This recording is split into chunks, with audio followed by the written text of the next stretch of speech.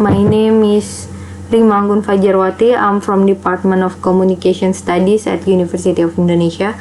I would like to present my study about transgender inequality in Jakarta in the pandemic from a standpoint theory analysis. During the pandemic of COVID-19, society faced the greatest and unpredictable challenge in their life. The marginalized people, such as transgender, are the one who face a great challenge during pandemic because most of them lose their job. It is hard to be employed by a company in formal sector due to their sexual identity. So most of them miss career opportunity to work in formal sector, and the number of transgender in Jakarta are around 3,000, where 80% of them come from rural area and only 20% of them are originally from Jakarta. The transgender in this study is defined as people who refuse to take their gender binary as a given when they were birthed. Most of the transgender here work as sex worker or street musician. The large-scale social restriction, or we call it PSBB in Jakarta, took place from 10 April until 16 July 2020. It has limited the activity of transgender to work outside, so many of them lose their job and they don't have any income to pay their bills. Only 10% of transgender in Indonesia works in informal sector, and most of them have no identity card. Transgender in Indonesia got many kind of discrimination, such as they are banned from appearing on television program by the Indonesian National Broadcasting Commission. The Indonesian National Broadcasting Commission said that the reason they ban transgender to appear on television is because they say the life of transgender there is considered as normal to transgender itself are prone to be duplicated by the children who watch the show, and the transgender also got discrimination from appearing at television program because people there making fun of them and bully their character, then using them as a joke. They also got a negative view caused by the media misrepresentation that often portray transgender people associated with HIV, deviant behavior, and a sin. Standpoint theory could be used to analyze the issue with transgender inequality in Jakarta.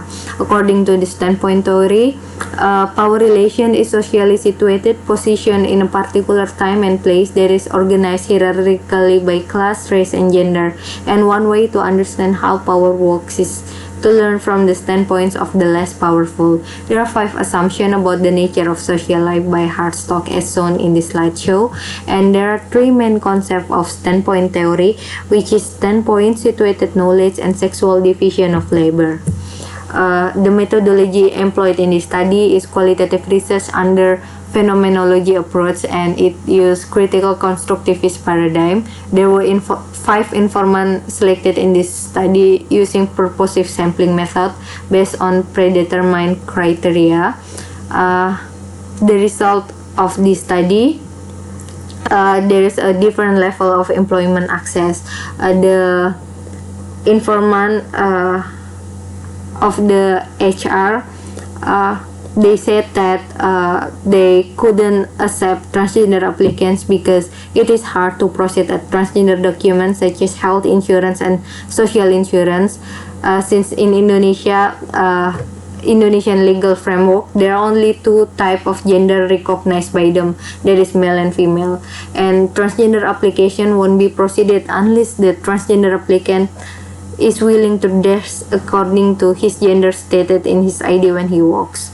And there is a stereotype given by the employer to the transgender, where they think that transgender is more suitable to work in informal sector, to be a makeup artist or fashion designer, because the people in this kind of industry could accept them as they are. But besides that, the employer who said they could accept a transgender applicant, they said that they are seeking a qualified candidate of transgender application regardless their gender, but still the position offered to the transgender is very limited. The transgender who work at the company will have something like admin or other back office position where they could stay mostly at the office, not a position where they meet client or customer. And the second result is regarding employment access faced by transgender. Both of transgender in the study are only have high school diploma, and they said that it could be an obstacle in applying for a job in a formal sector. And they said some company tend to mind with the physical appearance of transgender that lead into rejection. Companies in Indonesia only recognize two gender. There is male and female. There is no transgender here. Only few transgender people are employed in well-known salon, where salon is a stereotype of profession of transgender. And if a transgender person is unable to work in informal sector, she will try to apply to work in an organization. But if they cannot work in an organization, they have no other option but work as a street performer or street sex worker. And the third result is about an ideal employment. An ideal employment according to transgender is about an equal opportunity to every citizen of Indonesia regardless of the gender.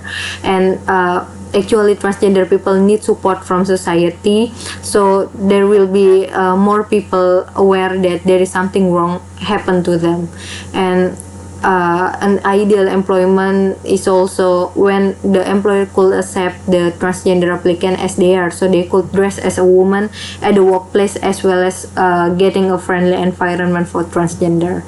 The last result is about employment of transgender and standpoint theory.